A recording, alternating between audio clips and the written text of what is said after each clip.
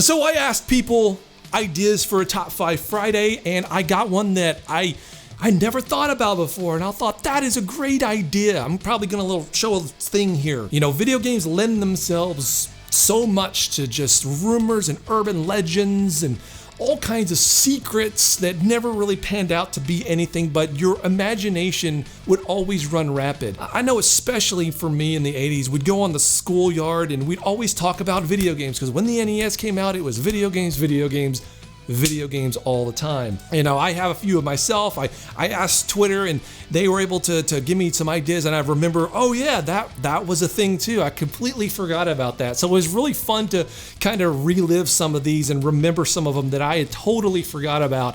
And so we're gonna go over those now and talk about the secret urban legends that we all believed as kids with the games that we grew up. That is a horrible title, and I'm not gonna name it that. Let's just call it Video Game Urban Legends or something like that. But first,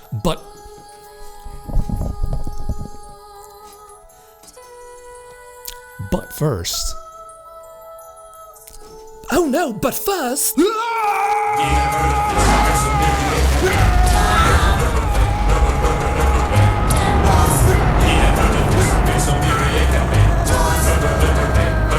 Today's video is sponsored by Skillshare. Have you ever wanted to learn a brand new skill? Well, now is the perfect time with Skillshare. Skillshare is an online learning community of millions for curious and creative people like myself and you. On Skillshare, you can learn from a vast range of subjects, from music to fine art to filmmaking to video production to photography. You can be inspired to learn new things with a vast community of millions of other people that are there to support you. I know people are sometimes cynical with ads, but I genuinely use this site. It's legitimately amazing.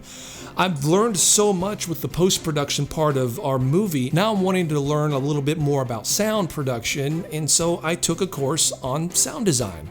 The course was from L. Ashwin Chorus, and it was called Building an Immersive Soundscape with Adobe Audition. She really drove home the fact that you could do things in the sound which are oftentimes overlooked, but you can do things to really enhance the story and give people a really unique experience. And it kind of got my ideas flowing quite a bit. Now, a special offer for our subscribers: the first 1,000 of you to go click the link in the bottom and sign up, get 2 free premium months of Skillshare to try it out and see for yourself. So click below and let's get creative. It's Friday night, I don't know what I'm gonna do tonight. I could sit here and pick my nose while I watch a brand new video. Top 5 Friday tonight. Super Mario Brothers. Now there's gonna be 2 Super Mario examples on this list, because it just lends itself right for rumors and urban legends, I guess. But the first one is jumping the flagpole. So there was always this rumor floating around our school that if you jumped the flagpole in Mario, then just crazy things would happen. And I don't remember exactly what crazy things implied.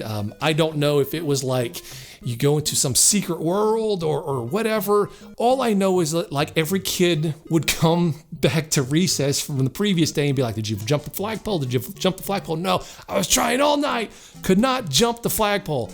And by jumping the flagpole, I mean like go over it, right? So, and I think it's nearly impossible. I as recording of this video right now, I have no idea if that's even possible. I don't know. I'm sure there's a YouTube video out there of somebody jumping a flagpole. Somehow, some way they did it. I've seen speed runs of Super Mario Brothers, and some of the things that these people are able to do on these speed runs is absolutely insane. Hitting pixel perfect points throughout the stage. There's a really cool documentary called like the Secret of Level 4-2, I believe, on Super Mario. But the pixel perfect runs that these guys do is absolutely crazy, insane, and just fascinating. So it would not surprise me if somebody has actually jumped the flagpole, but I don't know if it's been done. Street Fighter 2. Now, there was a rumor floating around, and I don't know who started this, but I can't remember where I saw it, if it was a friend that told me, but I do recall somebody getting the notion that if you went through and beat the game with, I believe it was Ryu or Ken. I can't remember which one it was, Ryu or Ken. And you had perfect throughout the entire game, then you got to fight their master. I believe his name was Goku. No, not Goku. It was Goken. I think it was Goken. Goken, what was his name? Or maybe something else. I don't know. Maybe I'm remembering something else. But anyway, the point is you would get to fight his master. And, that was one of the big rumors of a lot of the fighting games back then. Ones that I always thought were the super cool ones, unlocking secret characters. I think, don't hold me to this, but I think that the master, Ken's master, Ken and Ryu's master, and look, I'm saying Ryu. I don't know. That's the Ninja Gaiden guy. I don't know if it's Ryu or Ryu. Look, and I don't care. I know you're going to correct me. It's actually Ryu, or it's actually Ryu. I said Ryu as a kid, or Ryu as a kid. I don't remember. But I think he made his first appearance on Street Fighter 4. Finally got to play as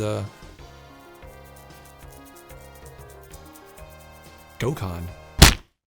When Mortal Kombat 2 came out, I was going through some changes, learning about things, and the idea that if you did some secret code or whatever, you could get the women of Mortal Kombat 2. I mean, I'm assuming the women. Maybe the guys too. I don't know. It was called a nudality, and you can get them nudie. And I already had a thing for Katana. She was so hot. She was so hot. I already had a thing for Katana, so the idea of getting her. That sounds like a creep. The idea of getting her naked, yeah, that was appealing. Like I definitely wanted to learn that code, or secret or whatever. We were talking about it at lunch in middle school. Yeah, like I think like a couple of friends were like, "Oh, there's no way. That's fake." And then I held out hope. I was like, "No, it's possible." Because this is Super Nintendo. This is Super Nintendo. It's a grown-up system. They show boobs. Oh, what I really liked though? All right, number 2 on the list. Now, number 2 is another Mario secret. Now, this was the big one that I remember from the 80s, from the really early on. And that is Minus World. Now, yes, Minus World does exist, but the rumor, though, at the school was that it was much, much more of a grand experience than just what it really is. It was rumored to be like a whole other game, like a game within the game. So the idea of a game being within the game was just like, holy crap, that is awesome. How do we get this? How do we do this? But in our particular school, I'm sure every one of them is a little bit slightly different, right?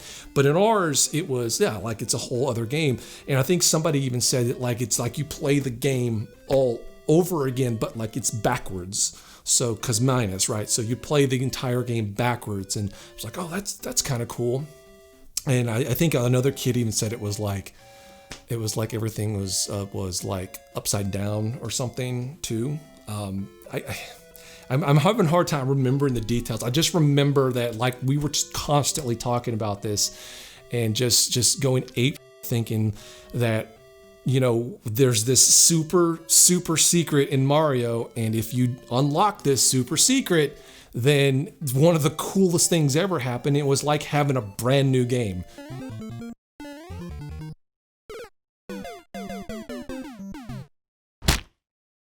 All right, time for my number one. Now my number one is my number one pick is somewhat of a newer game. It's not as retro. I don't even know if you'd consider it retro. It's the PS2 era.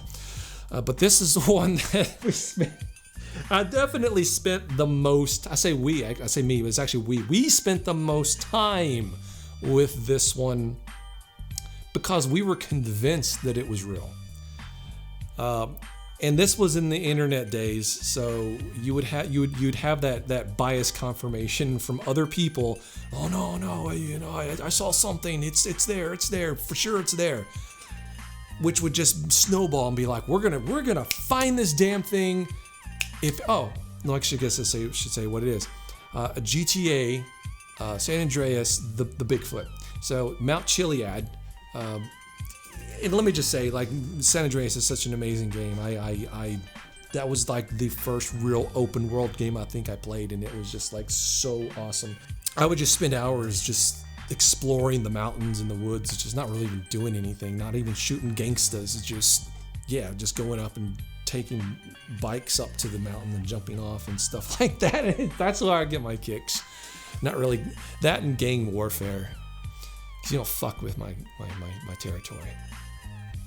It was a situation where we'd heard that there was this Bigfoot that roamed around the base of Mount Chiliad. So me and Jay I'd go to his apartment and we would sit there for hours and hours trying to find this damn Bigfoot. More time than any adult should really probably be dedicating themselves to finding a video game Bigfoot, but we did. We sat there and staked it out for hours and hours, and we would hear, oh well, no, you have to do it on this particular like time in the game, in this particular area, at this particular set of circumstances. It's not going to appear unless you do this and then that. And we would try everything we heard, everything, and this damn Sasquatch would never appear, and it would piss us off.